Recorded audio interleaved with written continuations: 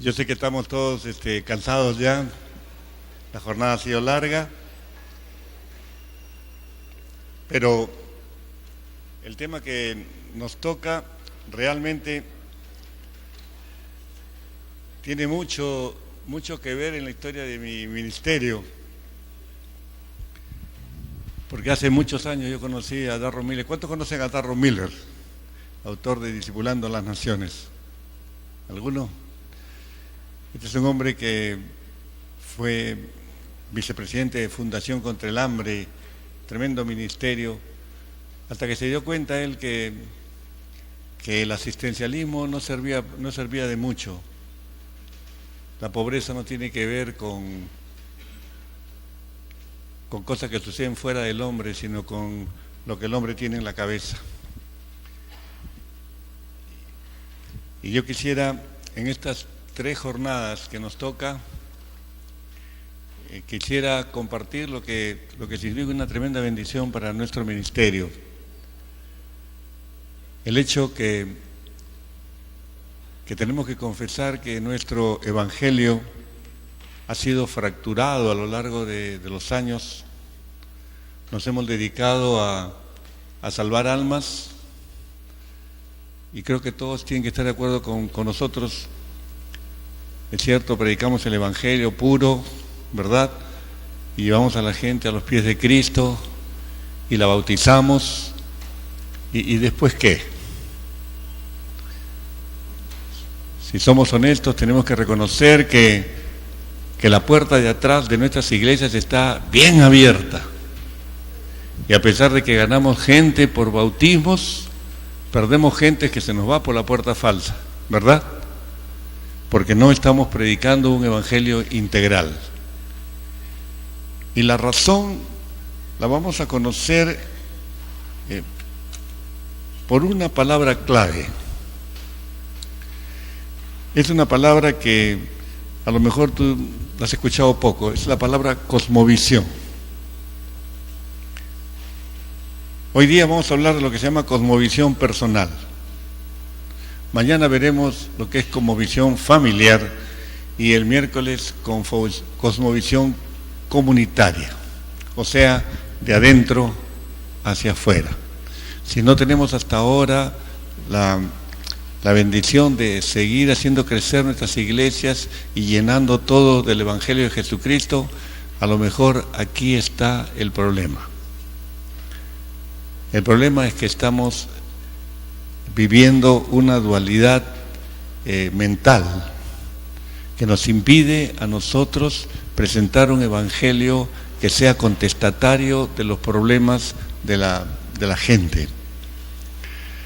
Cuando hablamos de cosmovisión, nos preguntamos si esta es una palabra para eruditos, pero la cosmovisión tiene sus formas más familiares de entender. Otros le llaman mentalidad, otros le llaman manera de pensar, y cada uno de nosotros tenemos nuestra manera de pensar. El problema es que cuando nosotros nos acercamos a la Escritura, muchas veces nos acercamos parametrados y no hemos tenido realmente una operación en nuestra psiquis. La palabra de Dios nos llama, por ejemplo, Romanos capítulo 12, que tenemos que renovar nuestra mente, ¿recuerdas? Porque solamente renovando nuestra mente podemos comprender la buena voluntad de Dios, que es agradable y perfecta, ¿verdad? Pero ¿cómo se logra eso? Yo leí en uno de los libros de Darro Miller una anécdota bien interesante para que veas lo que es cosmovisión y los efectos que puede causar en tu enseñanza, en tu predicación, en tu consejería y todo lo demás. Habla de una técnica de una profesional en enfermería. Está en un país del África. Tiene un grupo de 10 estudiantes de enfermería. Ella lleva todos sus equipos, microscopios, etcétera, porque quiere enseñarles que los microorganismos son los causantes de muchas enfermedades. Entonces ella se esfuerza por enseñarle a una docena de alumnas cómo se contraen las enfermedades, por virus, bacterias, etc. Y estas estudiantes, por primera vez en su vida, ponen su ojo en un microscopio y pueden ver ahí a los microorganismos. ¿Me está siguiendo? Y termina el curso, ella toma un examen, aprueban todas, y cuando ella se está despidiendo, se levanta una manito de las alumnas y le dice: Josie, a la profesora, ¿puedo hacerle una pregunta? Y ella le dice: sí. ¿Quiere usted realmente saber cómo se contraen las enfermedades? Ella cuenta: yo me puse a temblar porque les había enseñado yo eso. ¿Quiere usted realmente saber? Entonces ella contesta un tímido sí. Entonces la chica, muy segura de sí misma, le dice: son las brujas. Las brujas que asaltan a la gente mordiéndoles las espaldas. Lo hacen todas las noches. Ellas son las que transmiten las enfermedades. Imagínate cómo se sintió ella. Claro que si no entendemos lo que es cosmovisión, no entendemos lo que está pasando. Allá hay un choque de cosmovisiones, hay dos maneras diametralmente opuestas de pensar.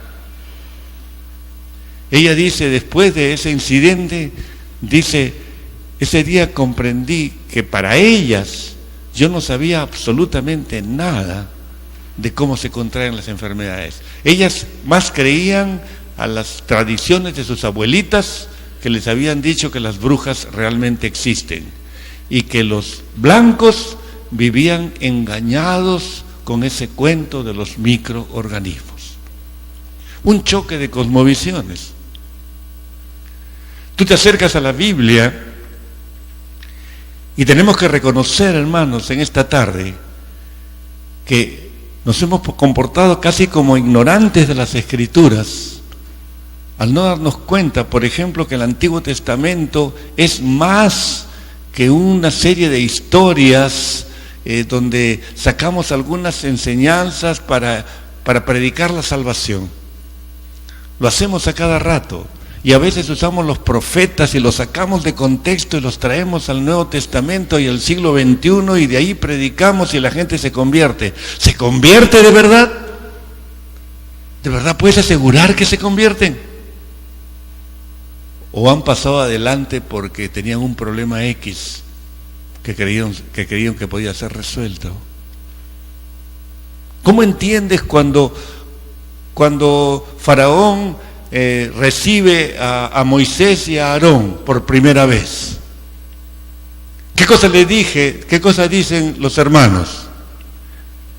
Dice Jehová: deja ir a mi pueblo, ¿verdad? ¿Verdad que sí? Eso fue.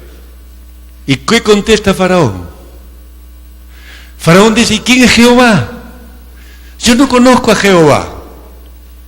Lo que pasa es que ustedes son unos ociosos, vayan a trabajar, y les recarga el trabajo. ¿Recuerda la historia? Así se inicia el proceso de liberación del pueblo. ¿Qué está pasando en ese diálogo? De inmediato crucificamos a Faraón. Él es un pecador, ¿verdad? Y no nos damos cuenta que ahí hay un choque de cosmovisiones. Uno tiene que darse cuenta que Faraón no entiende cómo los esclavos que tienen un Dios que él no conoce va a ser superior a sus dioses. ¿Me está siguiendo? Porque si ellos son mis esclavos, quiere decir que yo los he derrotado militarmente, yo los he invadido, los he ganado y los he esclavizado, ¿verdad? Esto eran las guerras de la antigüedad y las guerras de la modernidad también. Todas tienen un basamento económico de por medio. Pero si yo en mi mentalidad tengo esclavos, es porque mis dioses me acompañaron en la batalla y derrotaron al Dios de mis esclavos. ¿Cómo va a venir a mí a amenazar con su Dios? No puedo aceptarlo. Y tenemos que ver, por lo menos en esa escena, tenemos que ver a Faraón como un hombre que está simplemente entendiendo cómo ve él la vida, cómo ve él la realidad. ¿Me estás captando, hermano? Pero si nosotros vamos a liquidar a Faraón por esa respuesta, porque no conoce a Dios, estamos perdiendo de vista lo que es cosmovisión. Y no vamos a tener seguramente un acercamiento certero con las Escrituras. Y podríamos pasar cantidad de diálogos en las Escrituras, tanto en el Antiguo como en el Nuevo Testamento, y vamos siempre a aterrizar en lo mismo: choque de cosmovisiones. El Señor que quiere lavarle los pies a los discípulos, ¿te acuerdas? Y Pedro le dice: no, Señor, tú no me vas a lavar. ¿Por qué no quiere que le laven los pies? Porque él cree que Jesús es el Mesías y va a ser el Rey de Israel, ¿verdad que sí? Él no puede entender, no puede aceptar que el Señor le lave los pies. Y cuando el Señor le dice: si yo no te lavo los pies, entonces no tienes parte conmigo. Señor, los pies, las manos, la cabeza, todo lo que tú quieras. Choque de cosmovisiones, hermano. Y de esto quiero hablarte hoy día. Quiero hablarte de cosmovisión y cómo afecta esa forma de pensar tu ministerio, cómo afecta tu crecimiento, cómo afecta tu forma de acercarte a las Escrituras. Solamente por pensar en este concepto de mentalidad. Yo quiero presentarte hoy día 4 realidades que afronta mi cosmovisión personal. No sé si han recibido algún tipo de material, lo tienen allí, por lo menos en el PowerPoint. Pero la primera de estas realidades, yo le he puesto en primera persona para que tú puedas también personalizar. Y lo decimos así: mi cosmovisión se establece en mis creencias. Y hay 2 palabras claves allí: el establecimiento de una visión, el que se haga una norma para como yo veo la vida, y está basado en la forma que yo creo. Proverbios 23:7 nos dice: porque cuál es su pensamiento en su corazón, tal es él. En otras palabras, el proverbista está diciendo que el hombre es lo que piensa. ¿Tú puedes aceptar eso? Lo dijo el proverbista: el hombre es lo que piensa. Como es su pensamiento en su corazón, tal es él. ¿Y cómo piensa este occidente, este mundo occidental en el cual tú y yo vivimos? ¿Cómo piensa hoy en día? ¿Cómo viene pensando desde hace cientos de años el hombre que vive en el occidente, que se llama a sí mismo cristiano? Bueno, el pensamiento dominante en este occidente es muy sencillo. Es materialista, solo lo material tiene explicación, lo espiritual es irreal. El hombre del siglo XXI dice, como decía en tiempos de Isaías, como decía en tiempos de Pablo, lo dice ahora: comamos y bebamos, que mañana moriremos. Es decir, no hay nada después de la muerte. Eso es lo que piensa la gente de la calle. Tú le vas a hablar de pecados y la gente dice: si yo no le hago mal a nadie. Tiene otra mentalidad, tiene otro enfrentamiento de la vida, tiene otra concepción de su forma de pensar. Nosotros necesitamos entender que la sociedad que está fuera de esa reja divide lo que es secular de lo que es sagrado, ¿verdad? Para ellos entrar a un templo, esto no es un templo, pero muchos le llaman templo, entrar a un templo lo convierte en este lugar en un lugar especialísimo. No se pueden hacer cosas aquí porque este lugar es distinto del que está allá afuera. Eso enseña la Biblia. Hermano, la Biblia dice que el verdadero templo está aquí, ¿o no? Y eso es lo que tenemos que enseñarle a la gente. El verdadero templo está aquí, porque el Señor ha escogido vivir en tu corazón, ¿verdad? Porque un día, en bancarrota espiritual, le entregaste los desechos de tu vida y Él no solo te perdonó, sino que está reconstruyendo tu existencia. ¿Verdad que sí? Eso es, hermano. Y lo que tú crees comienza a formar tu cosmovisión. Déjame ponerte un ejemplo de cómo mi cosmovisión se establece por mis creencias. Mira, por ejemplo, en Génesis, el capítulo 25. Allí encontramos a dos mellizos. Esta tarde nos hablaba de gemelos o de mellizos, don Ron Newman, ¿no es cierto? Ahí están Jacob y Esaú. Mira cómo crecen estos gemelos o estos mellizos. Mira el verso 27. Dice la Escritura: y crecieron los niños, y Esaú fue diestro en la casa, hombre del campo, pero Jacob era varón quieto que habitaba en tiendas. En un solo versículo, el autor de Génesis describe el carácter, la mentalidad de estos dos niños que van creciendo. A uno le gustaba la calle, el otro era caserito. ¿Cómo ves a esos mellizos que están creciendo? ¿Cómo los presentas en tu predicación? Si tú crees, por ejemplo, que Jacob era el hijito de mamá y se quedaba en casa, y el otro era más aventurero y salía a cazar, a lo mejor te estás equivocando. Cuando la Biblia dice que Jacob era varón quieto, está describiendo a un hombre peligrosísimo. El varón quieto es un hombre sólido, es un hombre de convicciones, es un hombre que es amigo de sus amigos, pero no te lo pongas como enemigo. Ese era Jacob. ¿Te das cuenta? Entonces tenemos ahí dos hermanos totalmente distintos. ¿Y quién nos recuerda el acontecimiento de la venta de la primogenitura? Llega una tarde Esaú, ¿tú te acuerdas? Llega cansado, no ha cazado nada, se muere de hambre. Y ve a Jacob que está cocinando, ¿te acuerdas? Un plato de lentejas. Y él siente que se muere si no come ese plato de lentejas. No vamos a predicar de eso. Solamente quiero que te metas en el tiempo y trates de ver la escena como si fuera en vivo.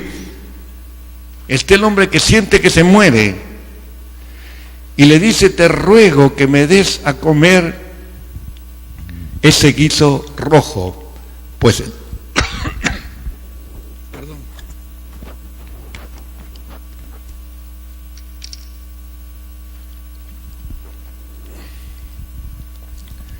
Pues estoy muy cansado.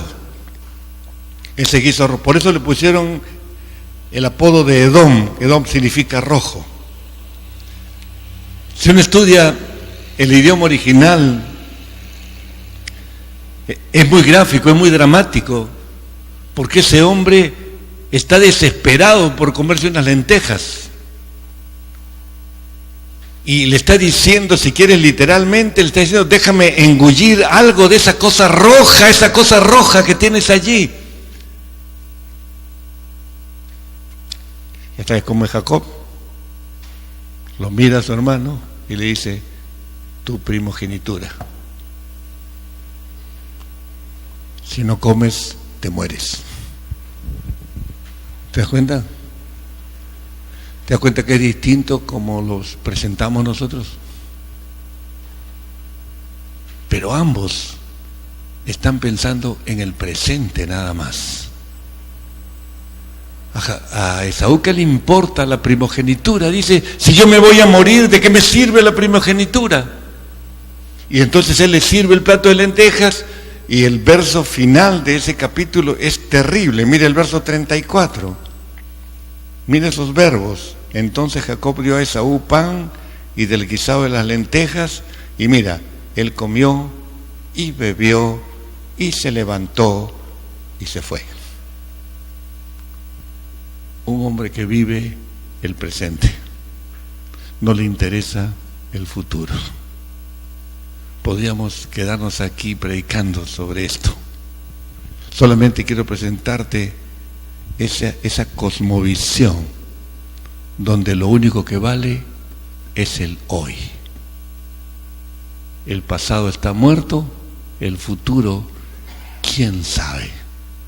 Pero después de la muerte, muerto el perro, se acabó la rabia.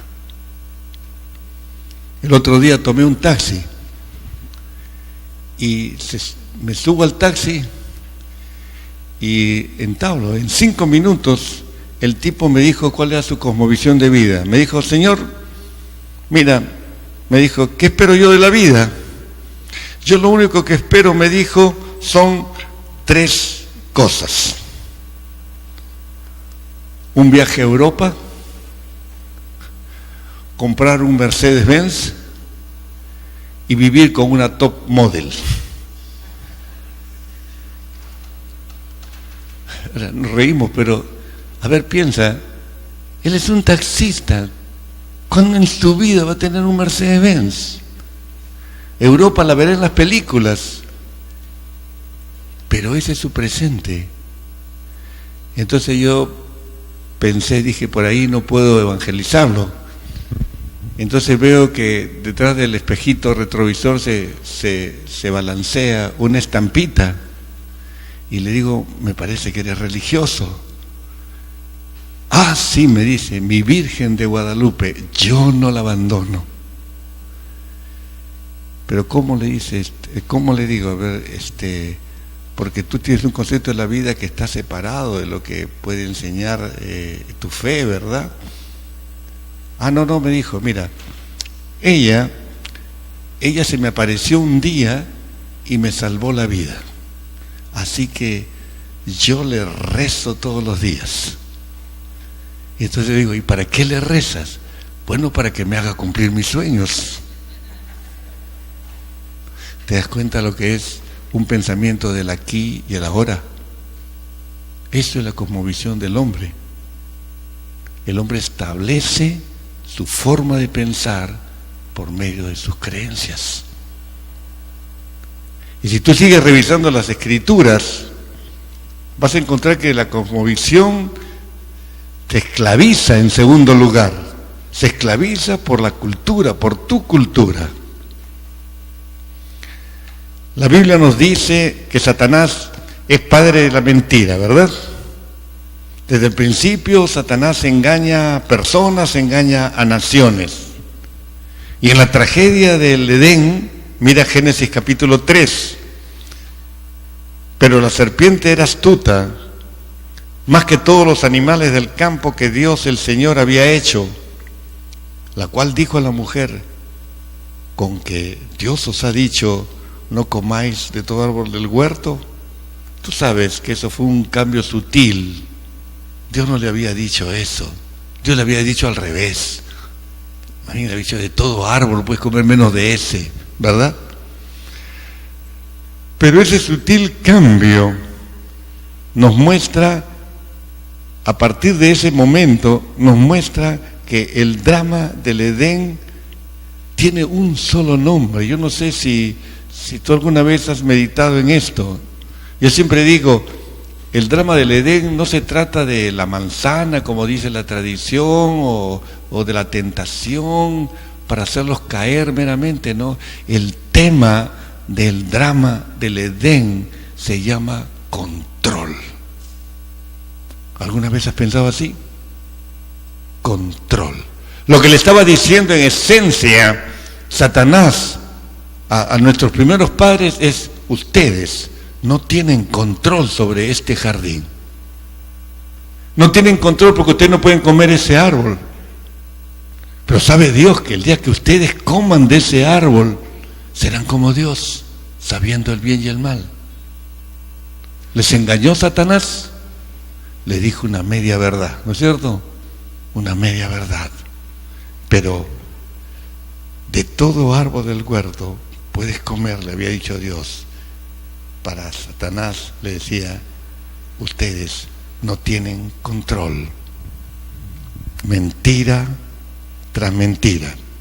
El Nuevo Testamento, en Colosenses 2:8, el apóstol Pablo dice: mirad que nadie os engañe por medio de filosofías y huecas sutilezas, conforme a los rudimentos del mundo y no según Cristo. Esos rudimentos del mundo se pueden traducir como los principios básicos del mundo. ¿Y qué son los principios básicos del mundo? Son mentiras. Porque la única verdad, la verdad central está aquí, ¿verdad, hermanos? Sin embargo, Pablo nos advierte: cuidado, que nadie los engañe.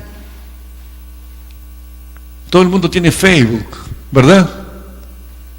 Pero tú no eres dueño de lo que cuelgas.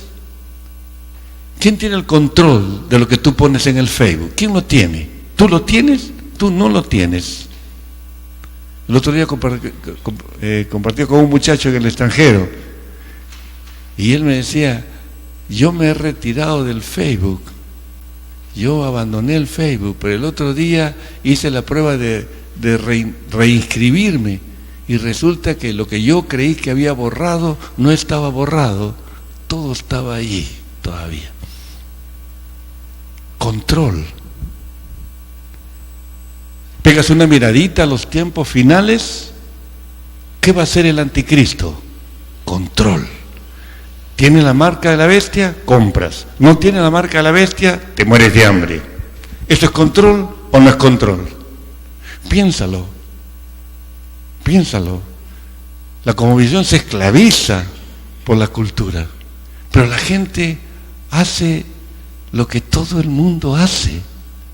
A mí me llamó la atención en la mañana el hermano Masao, ¿verdad? Que decía que en la cultura japonesa todos quieren ser iguales, ¿verdad? Cosa que contrastaría con nuestra forma de pensar. Pero es la forma de pensar de ellos. Y sería un poco difícil que tú le hablaras de otra forma que no fuera esa uniformidad en la cual el japonés dice creer. Si no, te esclavizas.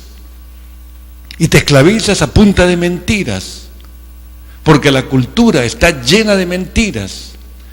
Ve esta noche la televisión y las noticias están llenas de mentiras. Mienten los políticos, mienten los artistas, mienten los ídolos deportivos, miente todo el mundo. Y como estamos en un proceso de posmodernismo donde todo es relativo, entonces no hay absolutos y la verdad no existe como un absoluto. Tú tienes tu verdad, yo tengo mi verdad. Entonces no importa, miente nomás. El otro día abro el comercio y un psicólogo, gracias a Dios que hay psicólogos como Ron Newman, ¿verdad? Pues psicólogo pone en un artículo de un diario tan serio como El Comercio, dice: la venganza de amor puede revitalizar una relación. ¿Qué cosa quería enseñar? Que si uno de los cónyuges le es infiel al otro, entonces una forma de que el otro se sane de su herida por el engaño es que él también le sea infiel. Entonces el psicólogo dice: esa revancha, esa venganza va a revitalizar la relación. ¿Qué dices tú como pastor? ¿Eso es verdad? No, pero la mentira está esclavizando a nuestra colectividad. ¿Te das cuenta? Porque van a haber cientos de miles que van a decir: no, si acabo de leer un artículo, un estudio psicológico, dice: tú me engañaste, yo te saco la vuelta también. ¿Te das cuenta cómo se esclaviza por la cultura? Y nosotros como pastores necesitamos, hermanos queridos, trabajar esto. Y quiera Dios que entendamos cómo la Escritura nos advierte en Proverbios, capítulo 14, verso 34, cuando el proverbista dice: la justicia engrandece a la nación, mas el pecado es afrenta de las naciones. Se dijo hace 3000 años esto, pero pareciera no tener vigencia ya para nuestra cultura. El principio que subyace de lo que acabo de decir del libro de Proverbios es este: cuanto más mentiras acepta una cultura como verdad, más débil será la nación. ¿Quieres anotarlo? Cuanto más mentiras acepta una cultura como verdad, más débil será la nación. Y al revés, cuanto más verdad, más sana será la nación. Yo tengo que preguntarme como pastor, ¿cuánta verdad acepto en la vida mía y en la vida de la gente que el Señor ha puesto a mi cargo? Porque hay un proceso de libertad o de esclavitud. Depende de lo que tú creas. Depende de lo que tú creas. En tercer lugar, podemos decir, en cuanto a lo personal, mi cosmovisión se encaja en mi conducta. Un ejemplo, déjame ponerte un ejemplo de la Biblia. Cómo la cosmovisión que yo tengo, la forma de pensar, queda encajada en la forma como yo me comporto. Hablamos de sexo en el libro del Génesis. Mira Génesis 19, en la experiencia de Lot y su familia. Génesis capítulo 19, dice el verso 5, tú recuerdas la historia. Llegan los dos ángeles, parecen hombres, ¿verdad? Llegan a Sodoma y Lot los invita a su casa. Los hombres de Sodoma ven a entrar a esos hombres, a esos ángeles a la casa y le llaman a Lot. Mira los versos que sigue. Llamaron a Lot, dice el verso 5, y le dijeron: ¿dónde están los varones que vinieron a ti esta noche? Sácalos para que los conozcamos.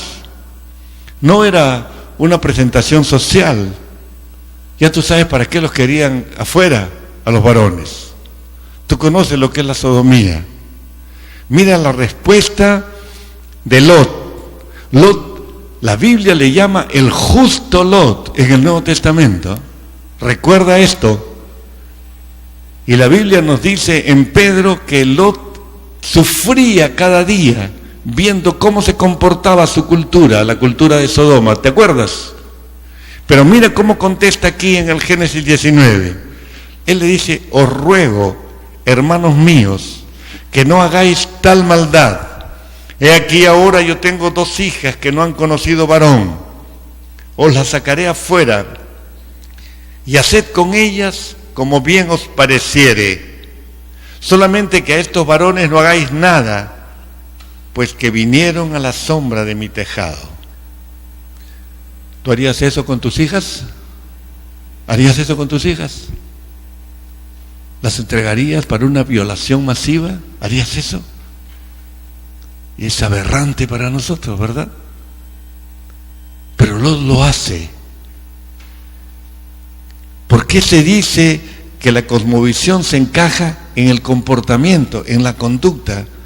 Porque aquí hay una mentira tremenda, una cosmovisión que perdura hasta el día de hoy, que los hombres valen más que las mujeres, que los hombres somos superiores a las mujeres.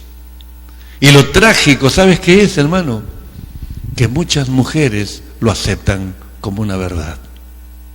Yo recuerdo en una consejería allí en Miraflores, una chica había terminado su carrera a los 20 años, era profesional, era ingeniera a los 20 años, y postuló a una transnacional y ganó el concurso.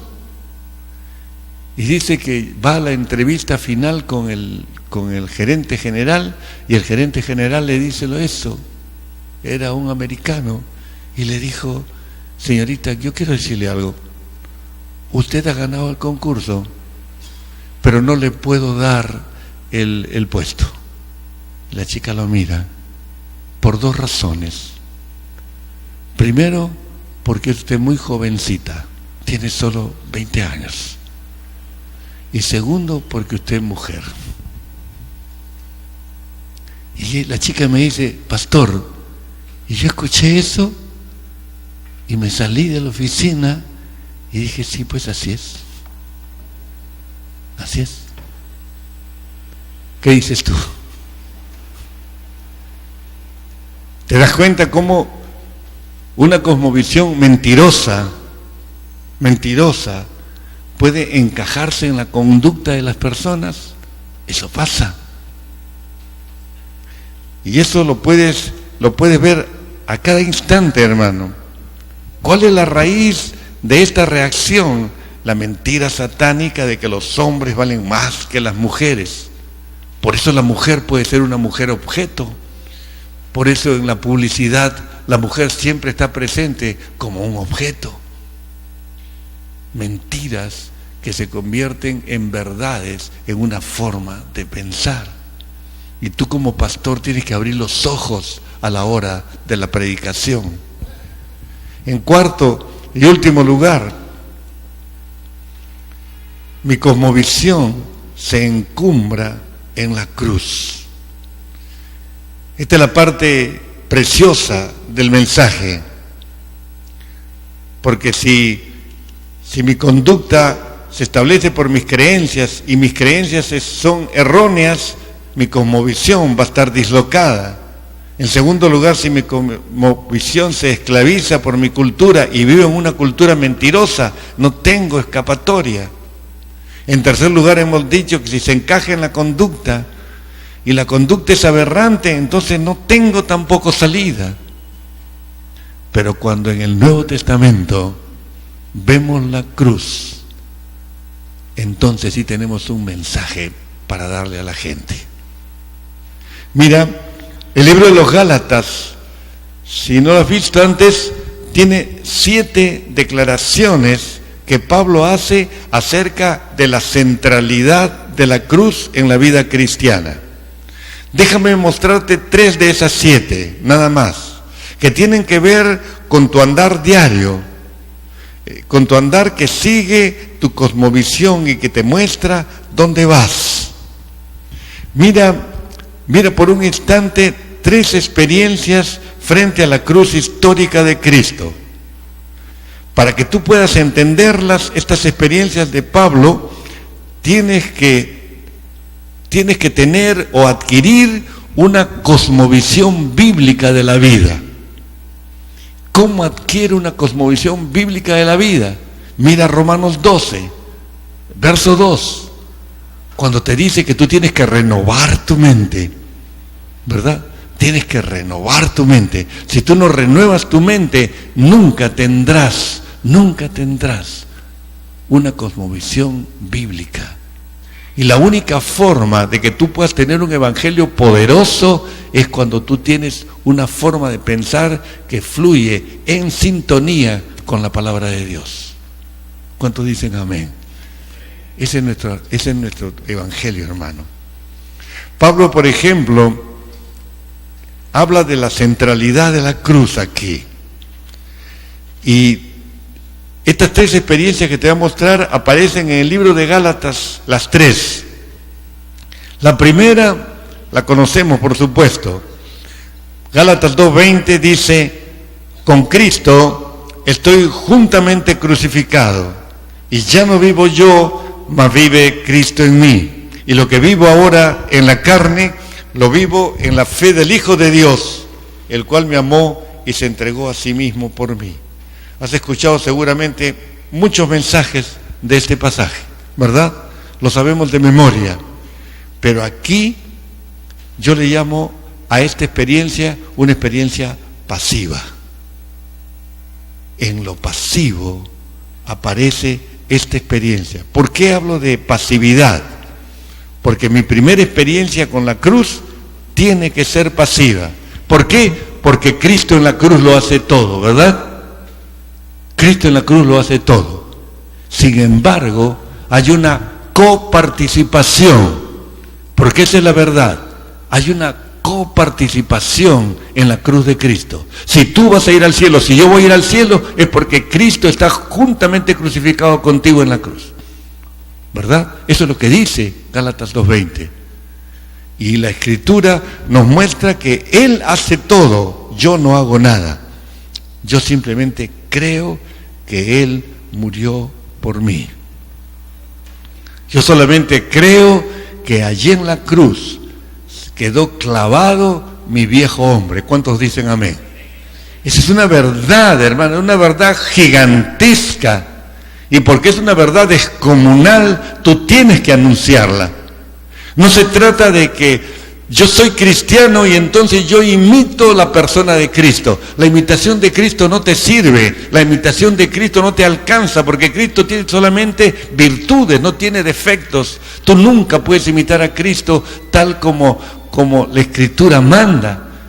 La Escritura más bien nos dice que el creyente participa de manera espiritual de la cruz de Cristo. Por eso Pablo dice, con Cristo estoy ¿cómo? Juntamente crucificado. Juntamente crucificado. Y eso tenemos que verlo. Lo repite Pablo varias veces. Entonces, en lo pasivo aparece allí esa primera experiencia. Tú no participas, no haces nada, no hay ley, quedas muerto a la ley, pero todo es pura gracia. Cuando tú sigues mirando Gálatas y llegas al capítulo 5, la Escritura nos dice en el verso 24, pero los que son de Cristo han crucificado la carne con sus pasiones y deseos. Esta segunda experiencia ya no es pasiva, es una experiencia activa. ¿Te das cuenta? Porque no todos los cristianos pueden decir esto. Un cristiano carnal no dice esto, no tiene capacidad para decir esto, que ha crucificado la carne con pasiones y deseos, porque hay cristianos que viven como paganos, ¿verdad? Entonces, esta nueva experiencia es una experiencia activa. La Escritura nos llama a entender que en esta segunda experiencia, si nosotros fuéramos fieles con nuestra predicación, tendríamos que decirle, el cristiano tiene que hacer ese segundo viaje a la cruz, que es una doctrina aliancista, por supuesto, y que Dios espera que todo hombre que haya nacido de nuevo tenga un segundo viaje a la cruz, porque en ese segundo viaje a la cruz tiene su crisis de santificación y de ahí vendrán otras muchas crisis, pero hay una primera que es distintiva. Es interesante que un autor dice, si yo no crucifico mi vida antigua, descubro que estoy cambiando de bando. Y esas son palabras mayores, palabras que hacen temblar, porque cambiar de bando significa apostasía. Y esas son palabras feas, ¿verdad? Apostasía, el abandono de fe. Un autor dice, apostasía significa cambiar de lugar. Apostasía significa que en lugar de ser crucificado, yo me convierto en el verdugo de Cristo intentando crucificarlo por segunda vez. Qué horrible alternativa, ¿verdad? Pero la Escritura dice que tú y yo y todo cristiano necesita marchar hacia esa experiencia. Y tu vida cristiana, tu vida ministerial tiene que estar signada por estas experiencias, donde tú dices, ese es el centro. ¿Te acuerdas que Pablo llega a Corinto y dice, me propuse no saber entre vosotros cosa alguna, sino a Cristo y a este, ¿cómo? Crucificado, ¿verdad? Estamos hablando de cosas que todos sabemos. Pero todavía nos queda una tercera experiencia que está en el capítulo 6. Si tú lees 6, 14 y 15, Pablo dice, pero lejos esté de mí gloriarme, sino en la cruz de nuestro Señor Jesucristo, por quien el mundo me es crucificado a mí y yo al mundo. Porque en Cristo Jesús ni la circuncisión vale nada, ni la incircuncisión, sino una nueva creación. Aquí habla no de pasivo, no de activo, habla de valorativo. ¿Qué cosa tiene valor en tu cosmovisión cristiana? ¿Qué tiene valor? ¿Cuál es el gran valor que te acompaña todos los días de tu vida? ¿Sabes cuál es? Eres una nueva criatura. Y ahí lo dice. No vale nada la circuncisión ni la incircuncisión, sino una nueva creación. No hay ni necesidad de preguntar aquí cuántos han experimentado el hecho de ser una nueva criatura, ¿verdad? Toda persona que se rinde a Cristo vive esta experiencia. Y el resultado es muy práctico. Dice, porque en el mundo me es crucificado a mí y yo al mundo. Significa que repudio los valores o antivalores que presenta el mundo. Significa eso. Significa que el mundo queda repudiado para mí. No significa la gente, mundo ahí, por supuesto, porque el pastor, el siervo, ama a la gente. Como decía Ron Newman en su ponencia, tienes que amar al homosexual. El otro día en una entrevista en televisión me querían hacer pisar el palito, ¿no? ¿Verdad? Y había que decir, no, nosotros los cristianos amamos al homosexual. Pero no estamos de acuerdo que se ponga un cartel en las calles que diga lo que dice Levítico 18, ¿verdad? Porque ahí está la mitad de la verdad. Que un hombre se acueste con otro hombre es abominación. ¿Cuántos enseñan eso? Está en la Biblia. Pero esa no es toda la verdad. La verdad se completa en el Nuevo Testamento cuando nos dice la Escritura que debemos amarles, ¿verdad? Porque Dios ama al hombre aunque aborrece lo que el hombre hace, porque Dios sabe separar las cosas. Dios ama a Roberto como persona, pero aborrece lo que hace Roberto, es otra cosa. Y nosotros como cristianos tenemos que aprender de Dios y ser imitadores de Dios en esto.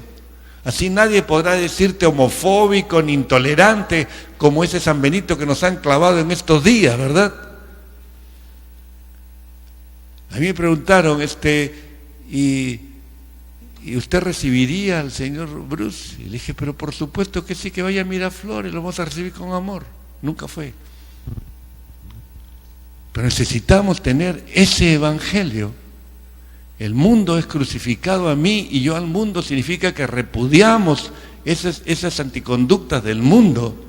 Y tiene que quedar bien claro para nosotros, pero a las personas necesitamos amarlas. Como bien dijo Ron Newman esta tarde, Pablo decía eso. El mundo está crucificado para mí. El mundo y sus valores y sus propuestas están muertos para mí. Ahora, si somos honestos, ¿podemos repetir las palabras de Pablo? ¿Puedo decir, Señor, gracias porque yo también odio los antivalores del mundo? ¿Puedo decir que aún yo como pastor ya viví esta experiencia valorativa? Que para mí es más importante valorar la cruz de Cristo que valorar todas las distracciones y las propuestas materialistas y sensualistas y de todo tipo que el mundo me presenta. Es algo que tenemos que valorar nosotros. Vamos a tener una palabra de oración, mis hermanos. Padre, te damos gracias en este momento porque hay tantas formas de engañarnos en nuestro ministerio. Hay tantas formas de hacerlo infructuoso en un mundo lleno de relativismos. ¿Cuánto necesitamos, Señor, vivir la centralidad de la cruz como la vivía tu siervo Pablo? ¿Y cuánto necesitamos, Señor, tener la valentía de saberse crucificado a los antivalores de este mundo para vivir los valores del reino? Señor, ayúdanos en estos días mientras seguimos compartiendo con esta forma de ver la vida, con esta forma de pensar y con esta forma de anunciar la palabra tuya. Gracias, Señor. Bendice a mis hermanos, mis consiervos. Guarda sus familias, para algunas lejos de aquí en este momento. guarda sus iglesias y permite, Señor, que estos días sean días de aprendizaje, días de maduración, días de ajuste de cuentas, días de crecimiento espiritual. Padre, y en todo y por todo, a ti te damos la gloria. En el nombre de Cristo. Amén. Señor les bendiga, mis hermanos.